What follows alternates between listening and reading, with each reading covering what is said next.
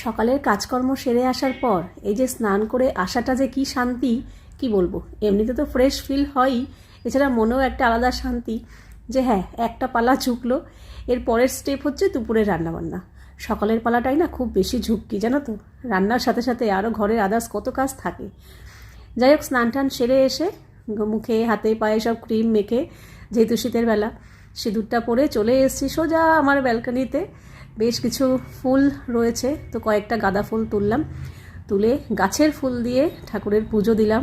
এটাও একটা আলাদা শান্তি যে কেনা ফুল না, একদম নিজস্ব ঘরের গাছের ফুল দিয়ে আজকে পুজো দিতে পারলাম। সোজা চলে এসেছি পুজো টুজো সেরে রান্নাঘরে। আর আজকে করছি হচ্ছে বাসন্তী পোলাও, একদম ডুবন্ত ঘিতে। ডুবন্ত ঘিতে বলতে আজকেটা ঘিটা বেশি হয়ে গেছে।